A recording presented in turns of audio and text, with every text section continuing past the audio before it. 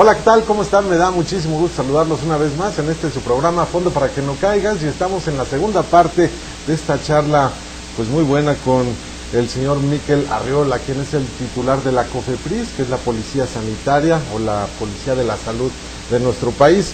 Y como los temas son muchísimos, pues le pedimos que nos diera tiempo para abarcar otro programa aquí en Fondo para que no caigas a través de Mexiquense TV. Miquel, otra vez mil gracias. Lalo, encantado, un placer. Pues se quedaron muchos temas en el tintero, mi querido Miquel. ¿Qué te parece si empezamos con el tema de los tatuajes y de los piercings? Una moda pues que ha existido desde hace mucho tiempo, pero que quizás en este momento pues tiene más influencia. Mira, yo soy partidario de la libertad, que creo que cualquier persona que quiera hacerse un tatuaje o un piercing tiene que contar con la coadyuvancia del Estado para que eso se haga de manera sanitaria. Okay. ¿Es difícil? No. ¿Cómo están las cosas vamos, en México? yo creo que somos de los pocos países en Latinoamérica que ya cuenta con una norma oficial mexicana de tatuajes.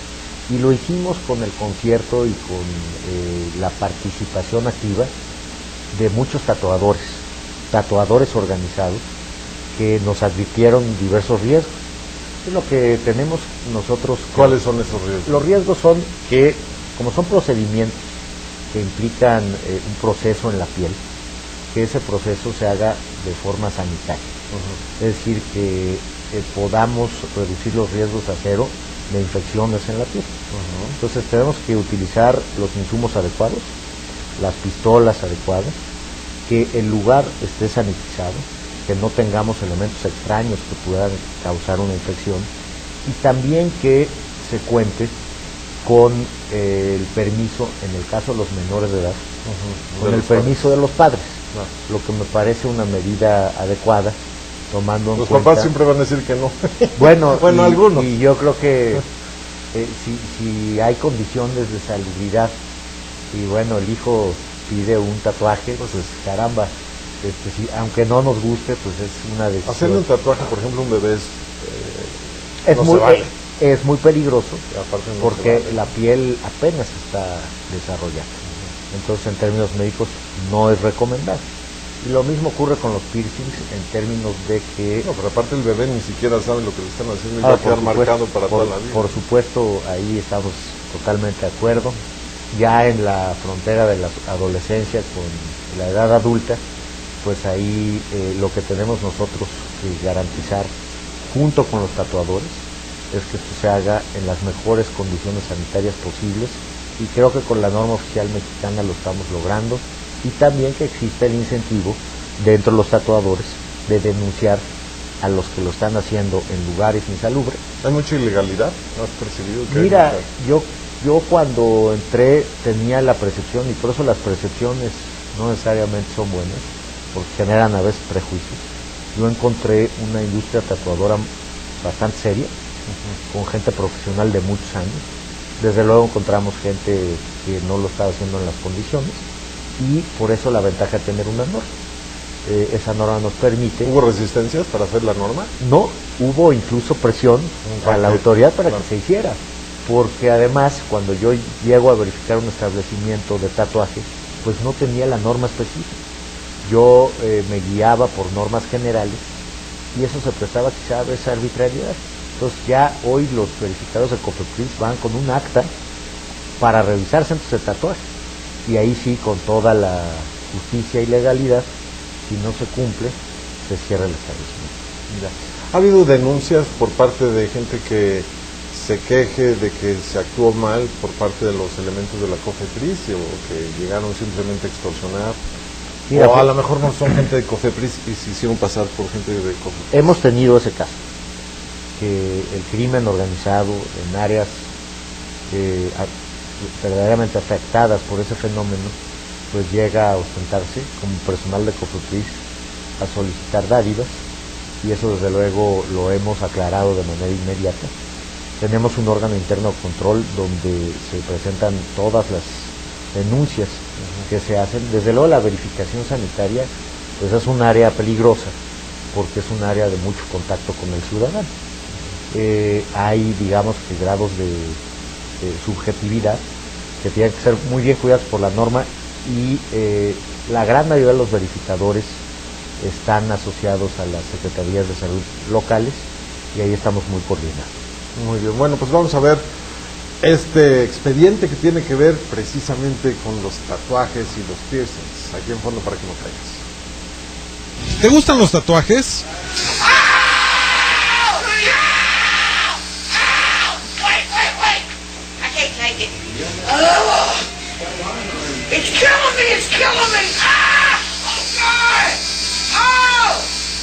Sí, puede ser muy doloroso hacerse un tatuaje, y no lo decimos quienes nunca nos hemos hecho uno. Lo gritan algunas personas al momento de tatuarse.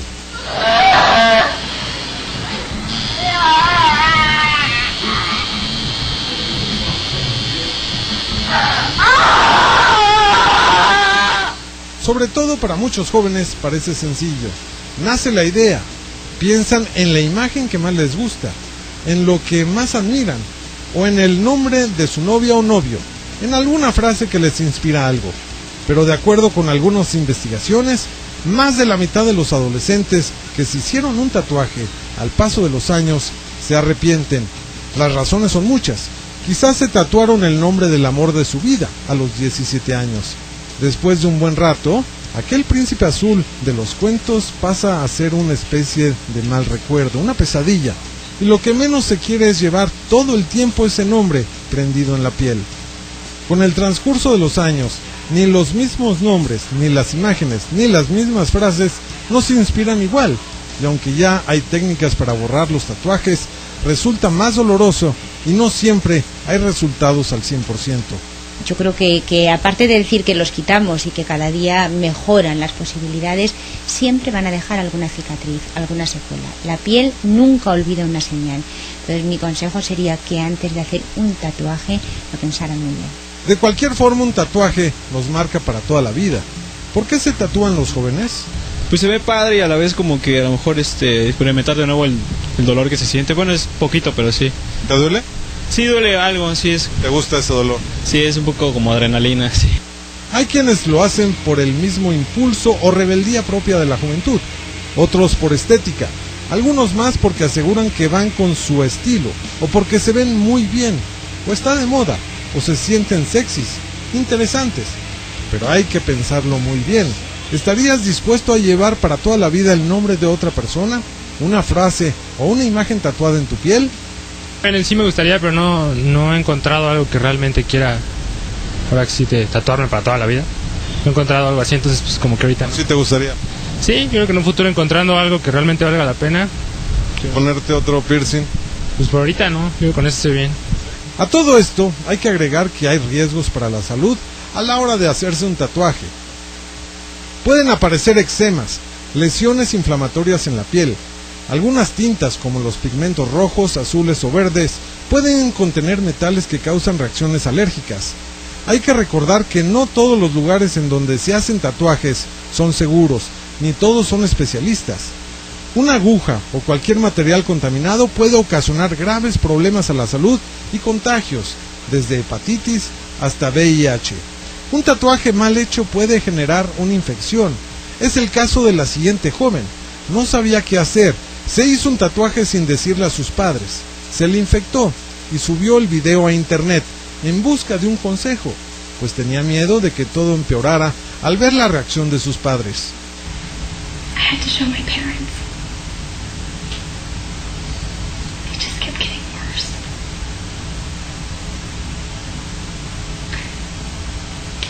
Maybe if I just...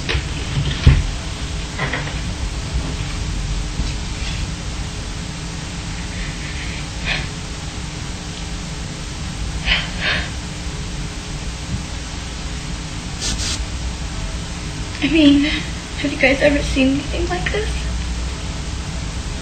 Recientemente las autoridades sanitarias de Estados Unidos dieron a conocer la existencia de tintas contaminadas, las mismas que pueden provocar infecciones.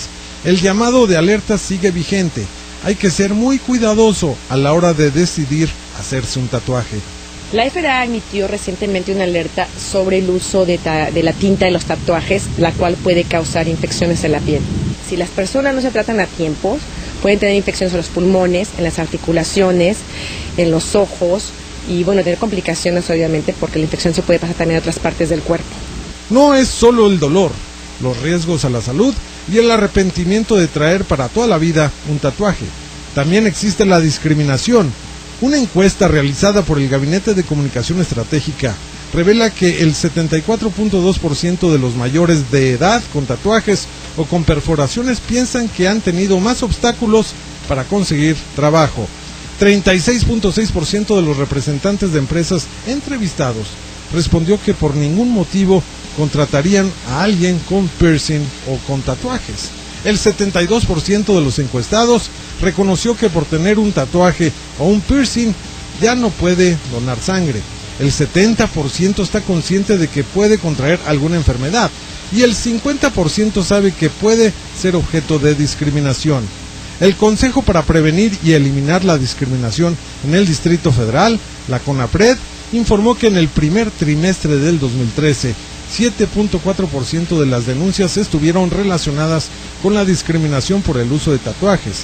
Se trató principalmente de gente a la que se le negó un trabajo o a quienes se les impidió estudiar en determinadas escuelas por estar tatuados. Cierto tipo de tatuajes se asocian a la delincuencia o a las adicciones.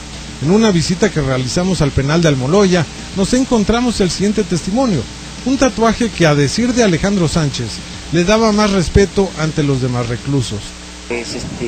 Pues aquí no lo puedo ocultar, ¿no? Porque pues estamos entre muchos hombres, ¿no? Pero allá afuera pues sí, ¿no? Me daría pena porque pues ya la gente ya te ve mal, ¿no? Ya te ven con un tatuaje y dicen, ay, ese es ratero, ese es preso o algo así. Sí, tatuarse duele. Hacerse perforaciones puede resultar más doloroso para algunas personas. Según la encuesta de GCE, el 37.6% de los mayores de edad entrevistados explicó que comenzaron a hacerse perforaciones antes de los 15 años.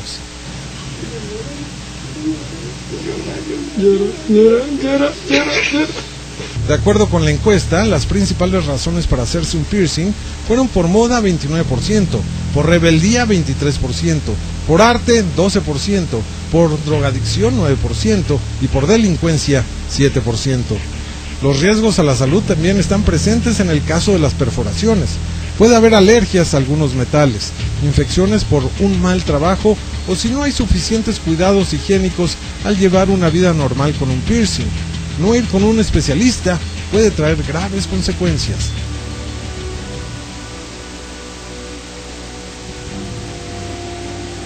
A pesar de esto, hay quienes siguen pensando en hacerse un piercing.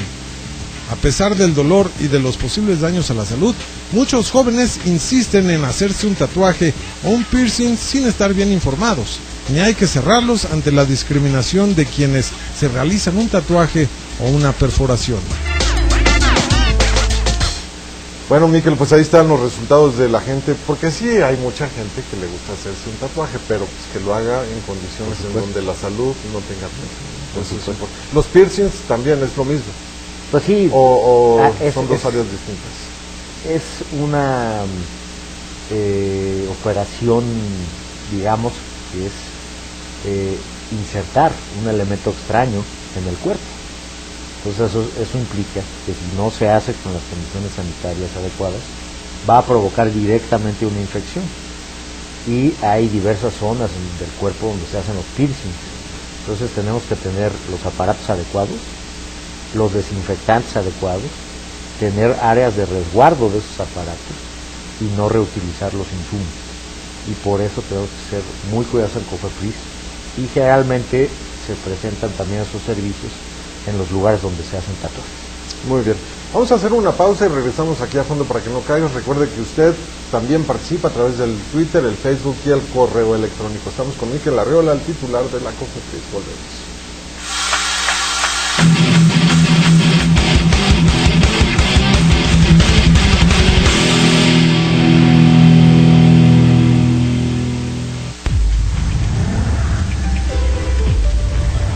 Estás viendo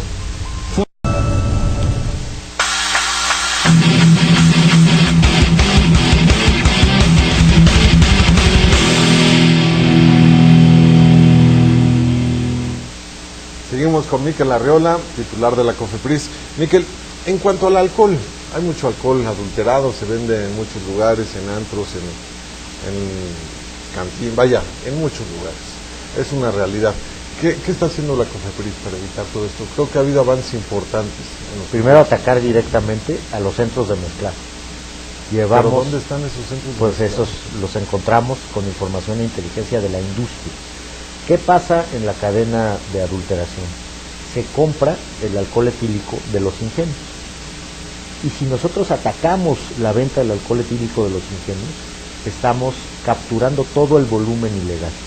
¿Qué hicimos a partir del último mes del año pasado? ¿Pero a poco los ingenios se dedican a eso también? Es que es lo que queremos saber, y el Consejo de Salubridad General, que es un órgano constitucional, ya nos dio facultades y nos dijo: COFEPRIS, tú puedes entrar al ingenio y lo que no te compruebe el ingenio que lo está facturando en la cadena legal, tú lo puedes asegurar y destruir.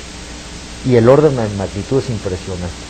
Llevamos en 4 años 300,000 litros de alcohol adulterado decomisado.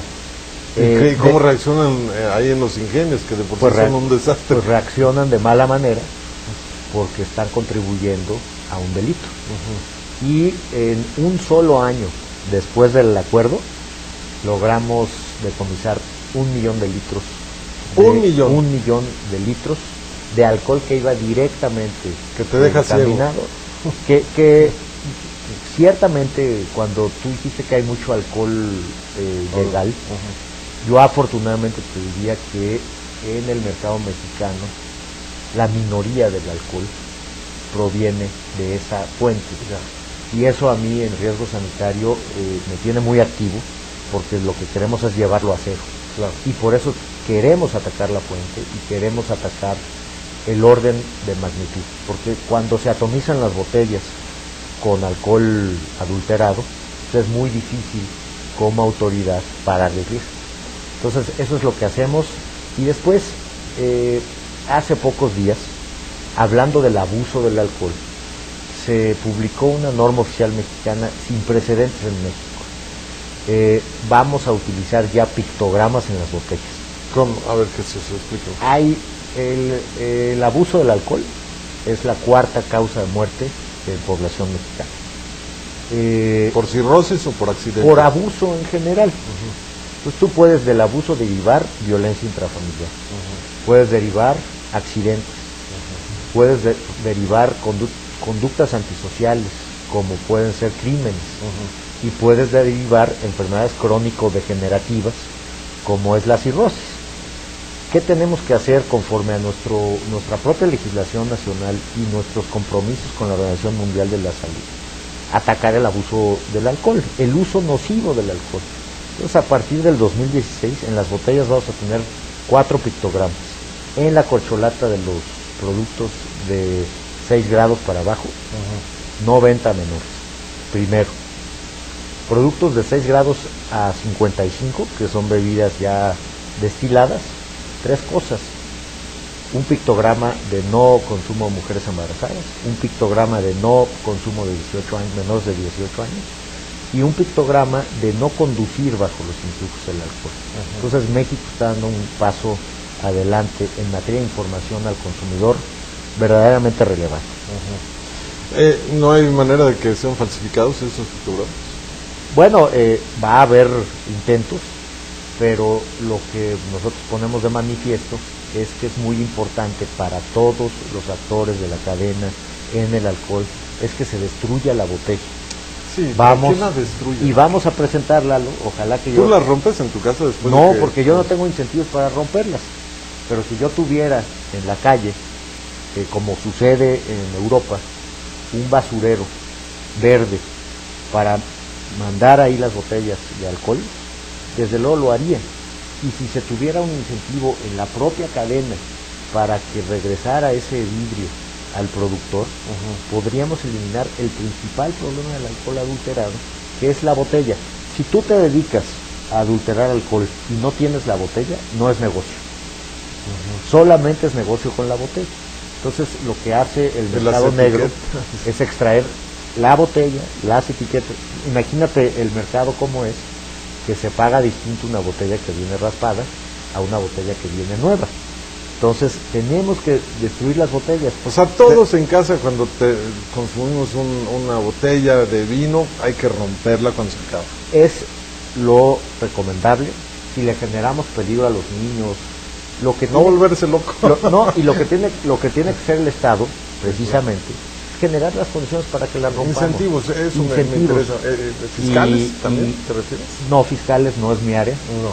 Pero incentivos de conducta y de buenos hábitos. Okay. Poner al alcance de la gente los mecanismos para destruir las botellas sin peligro y generarle a la industria incentivos para darle valor a ese vidrio.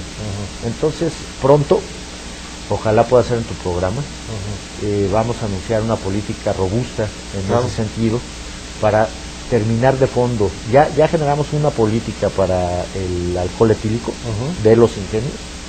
Ahora vamos por el otro elemento, vamos por la botella. Ya, muy bien. Bueno, si te parece bien, Miquel, vamos a ver, porque también hay otro tema en donde ustedes participan de forma muy importante, que son pues todos estos productos que se venden en los gimnasios o la gente que hace el deporte, el famoso, pues toda esta industria, suplemento alimenticio o anabólicos, vamos a ver este reportaje y regresamos con esto. No todo lo que brilla es oro, ni todas las medallas son resultado de un esfuerzo honesto.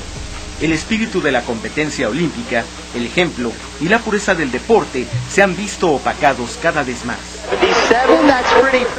Lance Armstrong, Marion Jones, Ben Johnson o Andre Agassi, primero grandes figuras del deporte, después personalidades envueltas en el escándalo. El caso del exciclista estadounidense es el más reciente. Pero no es el único.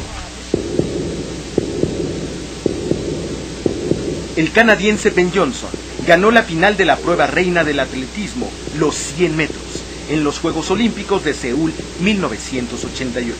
Impresionó con su velocidad y con su potencia. Impuso un récord mundial. Western goal first time, and Ben Johnson got a brilliant start. It's Johnson away and clear, and Lewis is not going to catch him. Johnson wins it. Lewis second. Pero detrás de esa fuerza y de esa marca había una gran mentira. Ben Johnson fue descalificado por el uso de esteroides. Perdió la medalla y el récord. Reconoció después que había consumido sustancias prohibidas. Esto lo hizo un año después, luego de una investigación. La estadounidense Marion Jones siguió la misma ruta. Era una atleta aparentemente ejemplar, pero para lograr tal velocidad también tomó el atajo de las sustancias ilegales. Y aunque llegó primero que nadie a la meta, no se quedó para siempre en el podio de los triunfadores.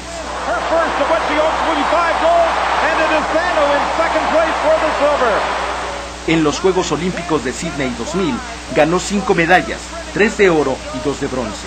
Pero en 2007 admitió el uso de esteroides. Marion Jones estuvo 6 meses en la cárcel por mentir a las autoridades federales de los Estados Unidos. I know how clean this young lady is sitting right here, and that's 100%. I cannot speak for anybody else, and I won't do that. I refuse to.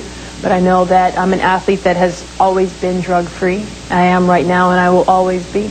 I can't talk for anybody else. Here you go, coach. Take it.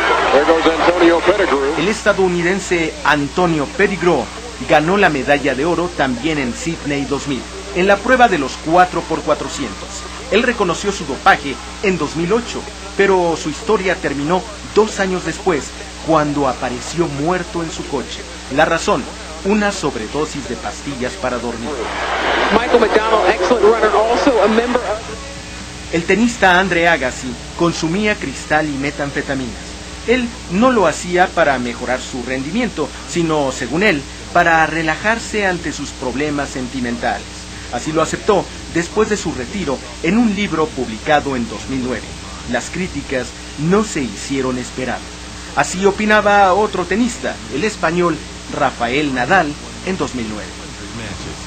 Y los tramposos tienen que ser sancionados, y en ese día pues Agassi fue tramposo, tendría que haber sido sancionado.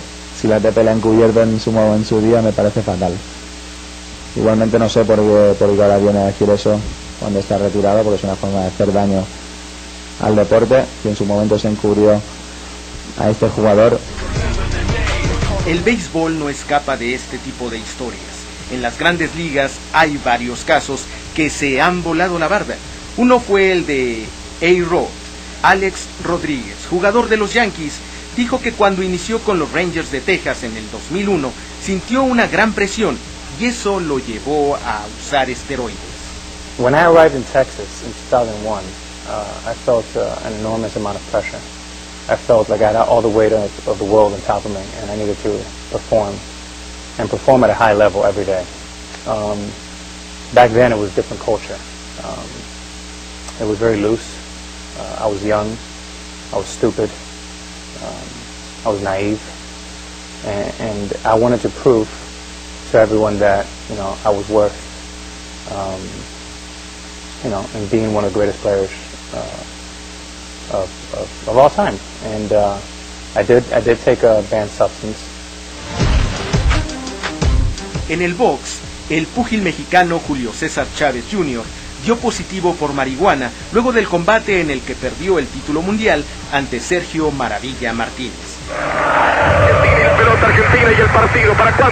En el fútbol fue muy conocido el caso de uno de los más grandes, Diego Armando Maradona, quien dio positivo por efedrina en el Mundial de Estados Unidos en 1994. Ahí lo tiene Maradona, lo marcan dos, pisa la pelota Maradona, arranca por la derecha el genio del fútbol mundial, y es el tercero a tocar para Borruchaga, siempre Maradona, genio, La carrera de Diego terminó en medio de múltiples problemas, también por su consumo de cocaína. Y en el fútbol mexicano ha habido casos como el de Salvador Carmona y Aarón Galindo, quienes fueron separados de la selección que participó en la Copa Confederaciones de 2005. Chava Carmona fue suspendido de por vida del fútbol. El exjugador del Toluca y Cruz Azul dijo que los directivos sabían de su caso, que la sustancia que se había detectado en el examen antidoping era un suplemento alimenticio administrado por parte del cuerpo técnico y médico. Carmona perdió el caso contra la Federación Mexicana de Fútbol ante la Suprema Corte de Justicia de la Nación. No sorprendido, yo sigo confiando en las leyes de nuestro país, pero creo que también sabemos que la federación es un organismo muy importante y que puede pesar en cualquier momento y con cualquier institución. Yo no puedo decir lo que fue injusta, yo sé lo que sucedió, la federación sabe lo que sucedió en verdad, y en su momento yo he venido diciendo, se va a saber la realidad de lo que pasó, y los señores ministros, yo creo que cuando se enteren de la realidad van a saber que a lo mejor hicieron malas cosas. Y recientemente, todo mundo escuchó hablar del clenbuterol. En 2011, 5 jugadores de la selección mexicana dieron positivo por esta sustancia en las pruebas antidoping. Francisco Maza Rodríguez, Antonio Naelson Ciña, Edgar Dueñas, Cristian El Hobbit Bermúdez y Guillermo Ochoa. Luego se aclaró que la sustancia la habían ingerido al comer carne contaminada en la concentración del seleccionado tricolor. No todo lo que brilla es oro, no todos los triunfos obedecen al esfuerzo honesto. Y el deporte también toca fondo por el uso de drogas y sustancias prohibidas. Miguel, pues el tema de los anabólicos, de los suplementos alimenticios, de los gimnasios, de las camas de bronceado, vaya, todo esto que se mueve en la industria pues del deporte y de la belleza implica también que haya mucho charlatán. Sí, hay que tener mucho cuidado. ¿Cómo no? Hay que tener mucho cuidado a los deportistas que quieren, digamos que hacerse mejores, más fuertes, ser más competitivos. A veces esas decisiones las tomamos rápido y lo que pasa es que nos tomamos lo que nos dan los entrenadores. En los gimnasios, ¿cómo insisten? Oye, te vendo esto. En los gimnasios, los principales agentes de ventas de estos productos son los entrenadores que distan de ser profesionales de la salud. Entonces nos pueden ofrecer leches con proteínas o nos pueden ofrecer pastillas para aumentar la masa corporal o para generar una mayor capacidad aeróbica, para expandir la capacidad pulmonar, el famoso clenbuterol, y hemos visto que hay dos dimensiones en este problema. Primero la dimensión de competencia desleal en el deporte, que per se le quita toda la esencia al deporte, consumir una sustancia para ser mejor que el otro. Barry Bonds, ¿no? Por ejemplo, lo vimos en el reportaje. Sí, 500 y tantos home runs no le creemos ni uno. Sí. Y la otra es el elemento de salud. O Lance Armstrong. O Lance Armstrong, que ahora pues, ganó todo y perdió todo.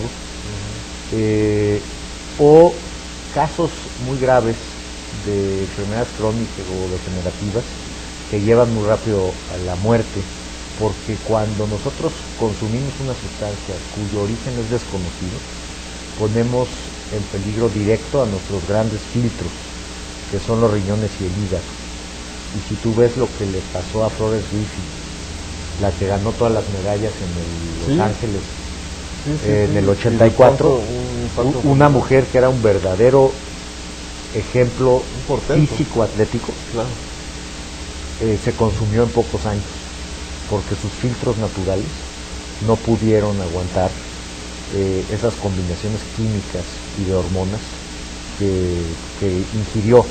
Otro de los grandes ejemplos de la historia del deporte eran los deportistas de Europa Oriental, que llegaban a las Olimpiadas, ganaban todo, y después te enterabas que habían perdido la vida, o que incluso algunas mujeres habían competido, algunos hombres habían competido en competencias de mujeres, ¿no? por estos cambios morfológicos que se daban.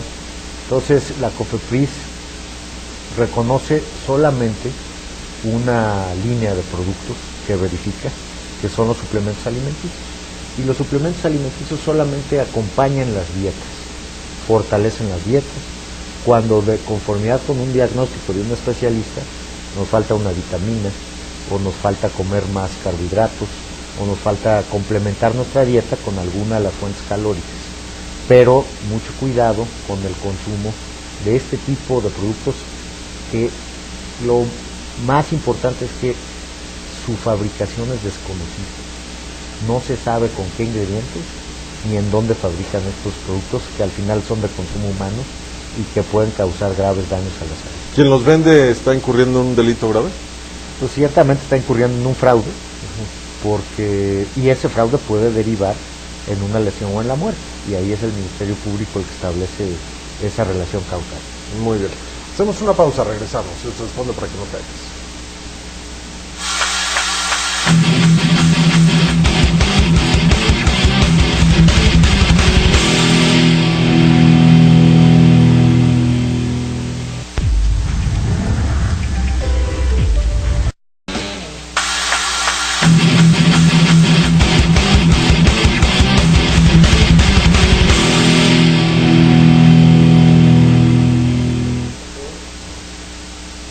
Seguimos aquí en Fondo para que no caigas. Recuerde que usted también participa en este programa a través del Twitter, el Facebook y el correo electrónico. Nosotros siempre ponemos mucha atención a todo lo que nos expresan a través de estos medios, de las redes sociales.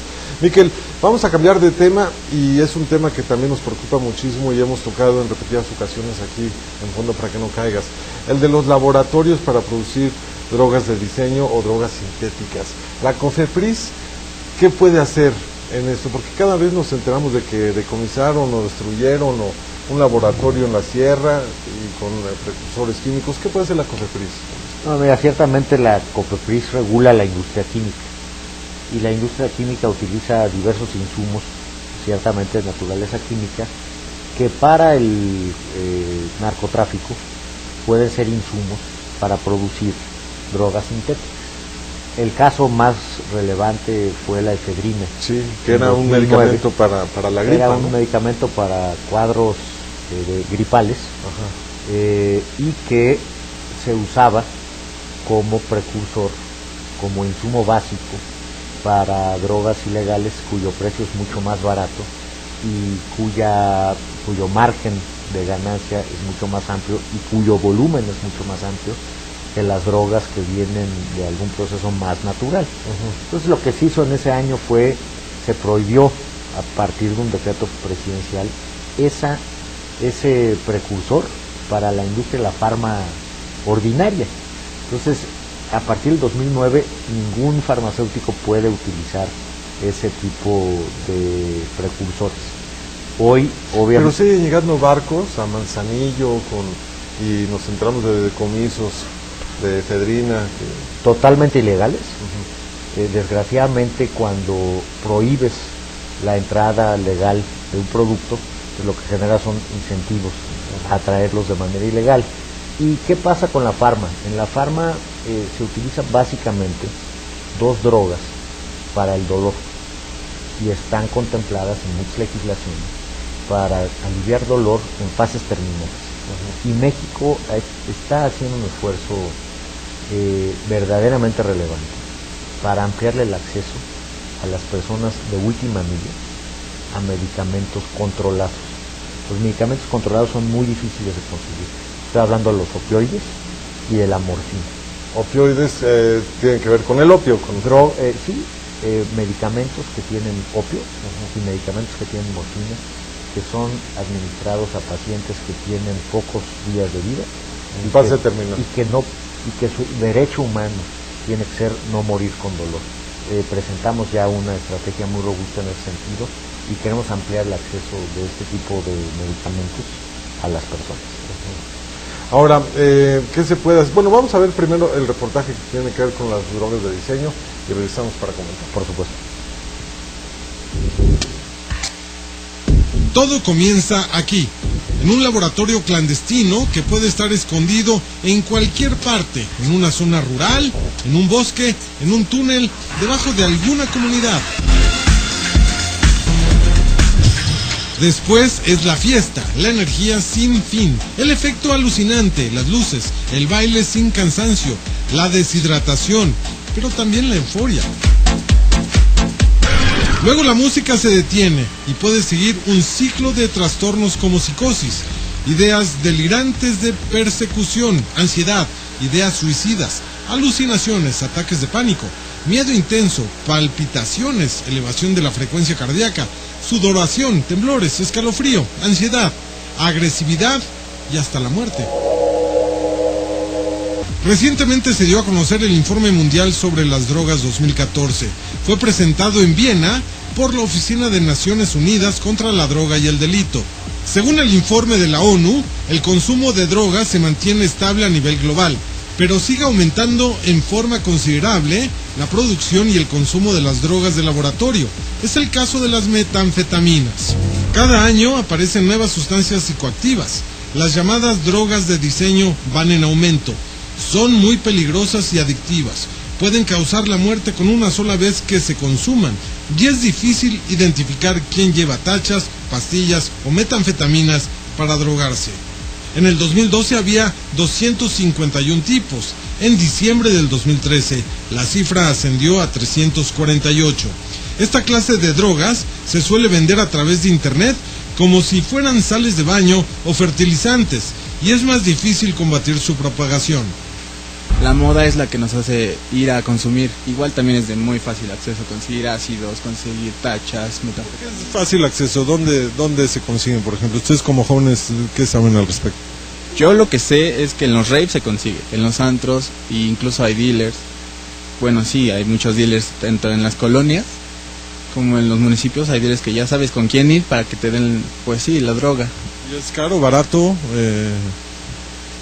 Pues sí, depende de qué se vaya a consumir. La Junta Internacional de Fiscalización de Estupefacientes también advirtió que las drogas de diseño son una amenaza creciente para la salud pública. Reconoció que solo en Europa se detecta semanalmente una nueva droga, que los jóvenes son los principales consumidores y que en meses recientes aumentaron los ingresos a salas de emergencia y a las... Mientras tanto, aumenta el contrabando de sustancias químicas para la fabricación de todo tipo de drogas. Esos compuestos se envían por separado, por lo que resulta complicado su localización y aseguramiento. En el 2012 se incautaron 144 toneladas de anfetamina, la mitad de ellas en Estados Unidos, el principal mercado a nivel mundial. Pero en la medida en que no se ataque con campañas de prevención y mientras no disminuya la demanda, existirán más grupos del crimen organizado decididos a obtener jugosas ganancias a costa de la vida y la salud de millones de personas en todo el mundo.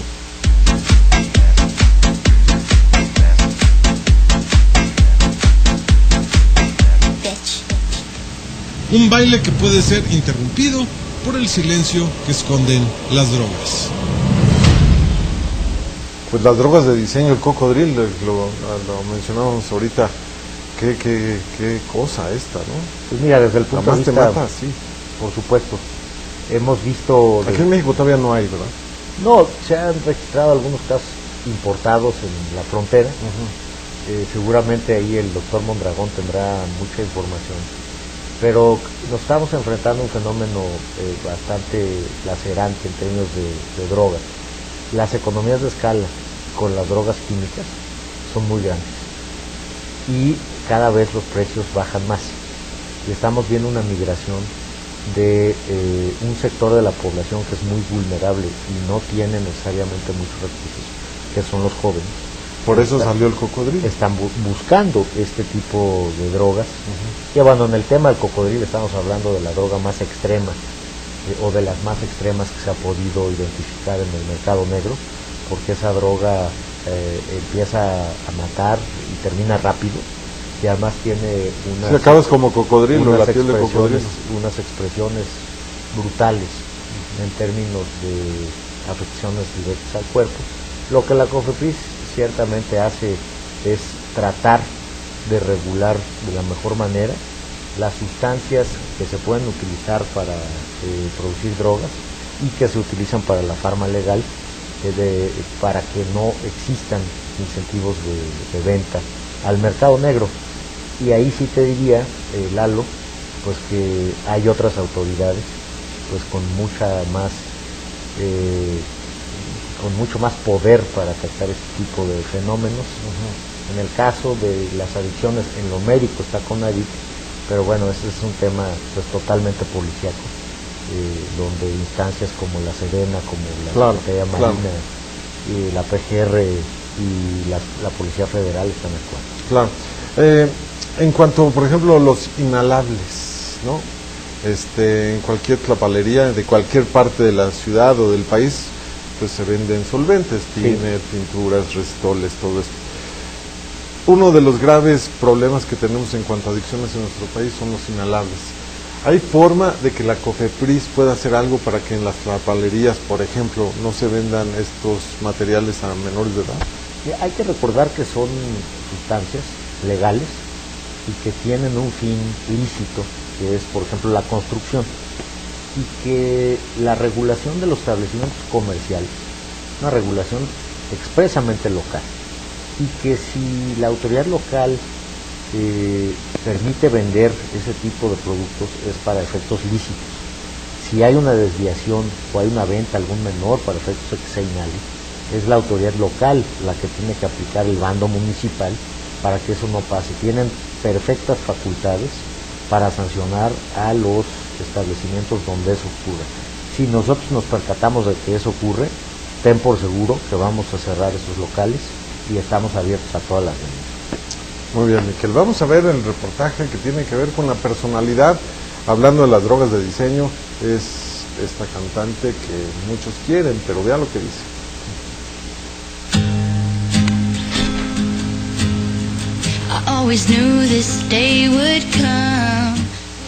Alguna vez fue una estrella de Disney. Era conocida como Hannah Montana.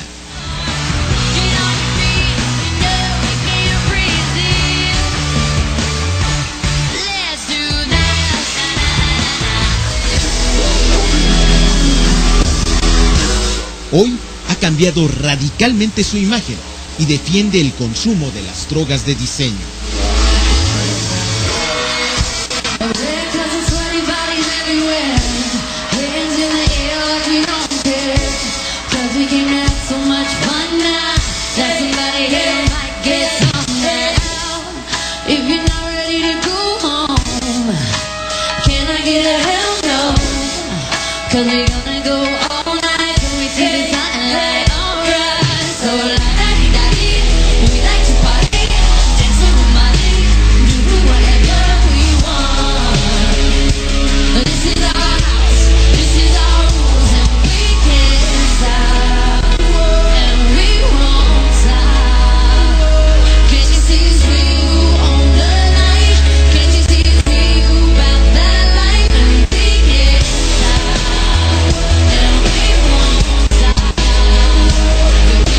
En el coro de la canción We Can't Stop, Miley Cyrus canta algo que dice: me gustaría bailar con Molly, uno de los nombres para referirse al éxtasis. Primero, la cantante se defendió argumentando que decía su propio nombre, Miley, y no Molly.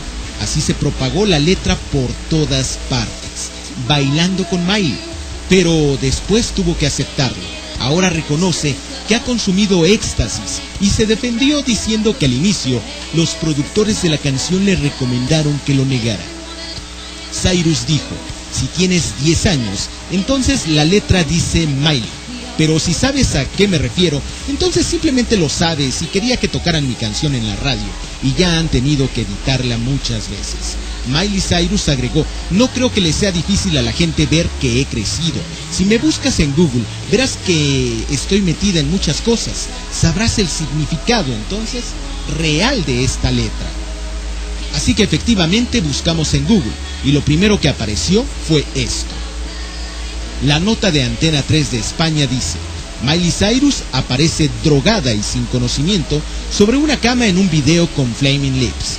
Cuando creías que ya habías visto todo de la estrella del pop y la polémica Miley Cyrus, te sorprende con un video en el que aparece drogada y rodeada de pastillas. El colorido video con el que nos ha impactado la intérprete de Wrecking Ball ha salido a la luz tras la desfasada fiesta en la que se tatuó el perfil de su fallecido perro y se fotografió fumando un porro, aunque esto último ya se está convirtiendo en algo rutinario. A pesar de que el creador del mareante clip ha aportado su visión metafórica de estas imágenes, juzguen ustedes mismos sobre el posible simbolismo que puede tener semejante obra. Esto es finalmente una obra, pero dice mucho de Miley. Pero en Google nos podemos encontrar muchas historias similares. Antes, Miley Cyrus era Hannah Montana y era ídolo de miles y miles de adolescentes en todo el mundo. Hoy critica a Disney porque dice que esa empresa quisiera que todas sus estrellas adolescentes nunca crecieran y siguieran siendo los mismos. La pregunta para Miley Cyrus es: ¿acaso ella se siente ahora muy madura con sus videos, con sus fiestas desenfrenadas y su defensa de las drogas? Y la segunda pregunta, y la más importante, es: ¿qué piensan hoy sus admiradores acerca de la promoción que hace Miley Cyrus de las drogas?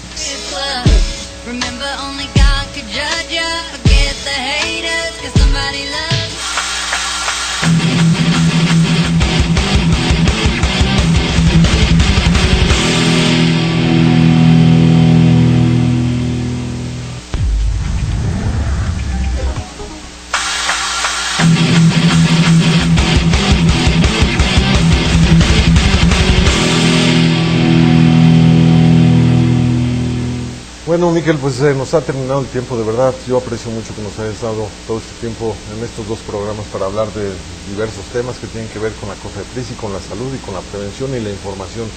¿Alguna conclusión que quieras dar? Bueno, muy diversos temas hemos podido discutir este día. Falta mucho por hacer. Falta mucho por hacer, pero hay un campo que no hemos explotado de la manera que deberíamos hacerlo, que son los buenos hábitos. Las adicciones desde luego son malos hábitos y se presentan pues en ambientes antisociales. Yo creo que además de tener a la COFEPRIS como el soldado de la salud, la policía, vamos a seguir con los aseguramientos y vamos a seguir con tolerancia cero, pero además de eso, en el entorno familiar tenemos que estar siempre informando a los hijos, poniendo buenos ejemplos, a los maestros. Es decir, como bien lo dice la política del presidente Peña, tenemos que ir reconstruyendo el tejido social, tenemos que ir reconstruyendo las relaciones familiares, los mensajes en familia, los valores. No queremos ser moralistas porque a nosotros nos toca ejecutar la ley, tenemos ese objetivo. El principal objeto jurídico tutelado de la COFEPRIS se llama persona en su salud. Entonces no vamos a cesar en nuestros esfuerzos, pero siempre es muy importante acompañar a la autoridad con una buena formación, sobre todo en buenos hábitos. Y nosotros siempre hemos insistido en este programa, Miquel, que es muy importante que se logre crear esa atmósfera de comunicación entre padres e hijos, entre alumnos y maestros, para que los jóvenes, los chavos, los que nos están viendo, los niños incluso, si tienen dudas, pregunten, ¿no? Y que no aprendan en la calle. Por supuesto. ¿No? Eso es lo importante. Y es muy importante también que la autoridad haga su papel, que la autoridad revise hasta el último rincón sustancias ilegales, servicios ilegales, ofertas ilegales, y eso lo vamos a seguir haciendo al grado de que si agregamos los aseguramientos de las 5 sustancias que nos preocupan y que aquí platicamos, vamos hablando de que de 2011 a 2015 tuvimos un incremento del 60,000%. Una última pregunta, sí. Última, sí, la marihuana. Ya ves que está el debate de que si tiene usos medicinales. ¿Tú qué opinas? Tengo evidencia para decirte que la marihuana se ha utilizado en la farma para el dolor, que los medicamentos con marihuana quedaron en desuso por nuevas opciones.